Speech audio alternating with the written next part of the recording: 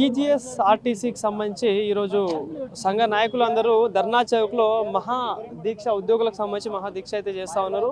So దీనికి సంబంధించి మనం మాట్లాడదాం. ఎందుకంటే మొన్న ప్రభుత్వం చర్చలు జరిపింది, విలీనం చేస్తాను హామీ ఇచ్చింది, మళ్ళీ ఎందుకు దీక్ష చేయాల్సిన అవసరం వచ్చింది అనేది వాటి గురించి అడిగి తెలుసుకునే ప్రజలు. నమస్తేనే. సో ఇప్పుడు మొన్న ఆర్టీసీ పెద్ద సమ్మెనే చేసిళ్ళు, గత ప్రభుత్వంలో చేసిళ్ళు, ఈ ప్రభుత్వంలో చేసిళ్ళు. ప్రభుత్వం దిగొచ్చి కొన్ని ప్రాణత్యాగాలు అయినాక దిగొచ్చి మీకు హామీ ఇవ్వడం చేస్తా అని చెప్పింది. మరి ఇన్ని రోజుల తర్వాత మళ్ళీ మీరు ఎందుకు దీక్ష చేయాల్సిన అవసరం వచ్చింది? నా పేరు పల్లె కృష్ణమూర్తి, రాష్ట్ర కార్యదర్శి, తెలంగాణ జాతీయ మజ్దూర్ యూనియన్ సంగారెడ్డి డిపో. ముఖ్యంగా మేము ఎంత ఆశతో ఎదురుచూస్తున్న విలీనాన్ని కొంతమంది స్వార్థపరులు, రిటైర్డ్ అయిన వ్యక్తులు ప్రధాన కార్యదర్శులు ఉండి ట్రాన్స్పోర్ట్ మినిస్టర్తో లోపాయకార ఒప్పందాలు చేసుకొని ఈ యొక్క విలీన ప్రకటనను తసారం చేస్తూ కాలయాపన చేస్తున్నారు. దీన్ని మేము తీవ్రంగా ఖండిస్తున్నాం. మా యూనియన్ తరఫున మాకు సీఎం గారి మీద అపారమైన నమ్మకం ఉంది. రేపు ఫార్మేషన్ డే కాబట్టి మమ్మల్ని విలీన ప్రకటన చేస్తారని మేము ఆశగా ఉన్నాం.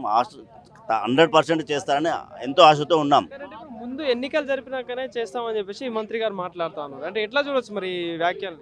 బహుశా అటువంటి ప్రకటన సీఎం గారి దృష్టికి కూడా పోకపోవచ్చు అని మేము నమ్ముతున్నాం. ఎందుకంటే కొంతమంది ఆయన ప్రకటన ఇప్పించారని మేము నమ్ముతున్నాం.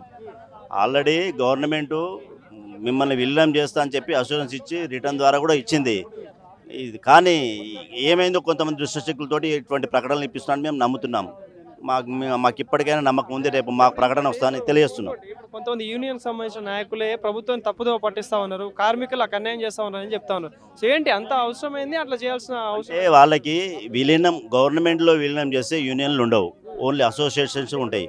అసోసియేషన్లో ఉన్న రెగ్యులర్ ఉద్యోగస్తులే పనిచేయాలి, రిటైర్డ్ వాళ్ళకి పని రారు. వాళ్ళకు ఉండవు కాబట్టి మేమంతా రెగ్యులర్గా ఉన్నోళ్ళం, వాళ్ళు ఉండరు. వాళ్ళకి అసోసియేషన్లు ఉంటే వాళ్ళకి ప్రభుత్వాలు ఉండవు, వాళ్ళకి మనగాడు ఉండదు, చందాల రూపంలో వాళ్ళు డామినేషన్ చేయలేరు. కాబట్టి ఇటువంటి నిర్ణయాన్ని వాళ్ళు తీసుకొని ఈ ప్రభాకర్ గారితో అట్లా చెప్పిస్తున్నానని చెప్పేసి మేము అనుకుంటున్నాం. కానీ ఈ విషయం సీఎం దృష్టి దాకా పోకపోవచ్చని మేము వ్యక్తం చేస్తున్నాం. రేపు ఎట్టి పరిస్థితుల్లో సీఎం గారు ఈ విలీన ప్రకటన చేస్తారని ఎంత 1000 కళ్ళతో మా ఆర్టీసీ కార్మికులు ఎదురు చూస్తున్నారు. చేయాలని మేము విజ్ఞప్తి చేస్తున్నాం.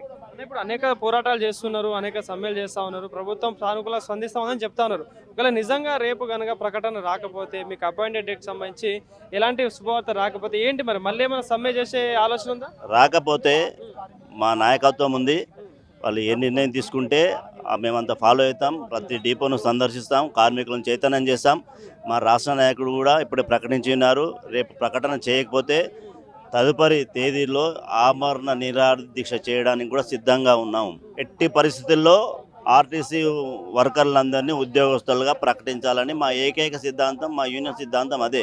కాబట్టి మాకు అపారమైన నమ్మకం ఉంది సీఎం గారు రేపు ప్రకటిస్తారని ఆశాభావం వ్యక్తం చేస్తుంది. అసలు ఆర్టీసీ వ్యవస్థ అనేది ఎట్లా ఉందని ఇప్పుడు మొన్న సమ్మె చేసిన తర్వాత కూడా ఇప్పుడు రాష్ట్రంలో పరిస్థితి చూసుకుంటే ఎట్లా ఉంది అసలు ఆర్టీసీ సమ్మె? మొన్న చేసిన సమ్మె అది ఎట్లా వచ్చిందంటే నాయకులు లేని సమ్మె అయింది.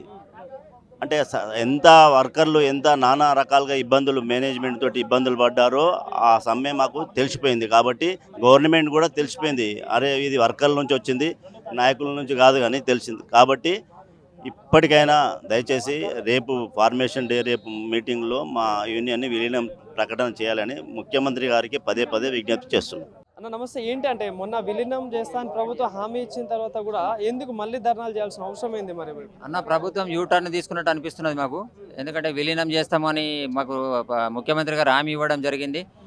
ఏమని మాకు మీకు విలీనం కావాలా లేకపోతే యూనియన్లో స్టార్ట్ చేసుకోవాలా అని చెప్పేసి మాట్లాడే యూనియన్ ఎలక్షన్లు కావాలని అంటే మేము ప్రతి ఒక్క యూనియన్ కూడా మాకు ఏమన్నది విలీనమే కావాలని చెప్పి లోపల చెప్పడం జరిగింది.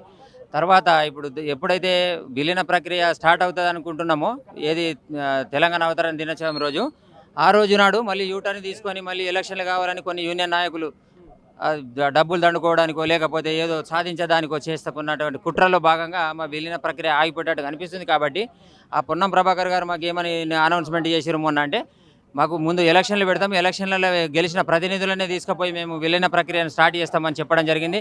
అట్లా గెలిచిన యూనియన్లనే తీసుకొని పోయినట్టయితే మా ఉన్న 30 డిమాండ్లలో సగం డిమాండ్లను స్వాహా చేసేస్తారన్న. ఎందుకంటే మాకు ఉన్న డిమాండ్లు జనూనున్న డిమాండ్లన్నా ఇవన్నీ కార్మికులు అనుభవిస్తున్నటువంటి కష్టాలకు సంబంధించినవి. కాబట్టి వీటిని ఆపకూడదన్న ఉద్దేశంతో ప్రతి ఒక్క యూనియన్ నుంచి మేము ఒక ఇద్దరు ప్రతినిధులను తీసుకొని ఈ విలీన ప్రక్రియ స్టార్ట్ చేయాలని మేము కోరుకుంటున్నామన్నా. ఒకటే యూనియన్ తీసుకున్నట్టయితే వాళ్ళకి ఏదో నయాన భయాన చేసేసి వాళ్ళ ద్వారా మరి కొన్ని డిమాండ్లు కోల్పోయే అవకాశం ఉన్నది. కాబట్టి ఇంతకుముందు ఆంధ్రప్రదేశ్లో కూడా ఇదే విలీన ప్రక్రియ జరిగినప్పుడు యూనియన్ ప్రతినిధులను తీసుకోకుండా ఈ ఎన్నికైన నాయకులని తీసుకోవడం వల్ల దానివల్ల కార్మికులు చాలా నష్టపోతున్నారు. అక్కడ కూడా పోయి మా హనుమంతు ముదిరాజన్న గారు సర్వే చేయడం జరిగింది. అందుకే దాన్ని ఆ రకంగా కాకుండా మాది మాకే ప్రక్రియను మా యూనియన్ నాయకులందరినీ తీసుకొని ఒక ఇద్దరిద్దరిని ప్రతినిధులను తీసుకొని విలీన ప్రక్రియ సంపూర్తిగా చేయాలని మేము మనస్ఫూర్తిగా కోరుకుంటున్నామన్న. ముఖ్యమంత్రి గారి మీద మాకు పూర్తి విశ్వాసం ఉన్నది.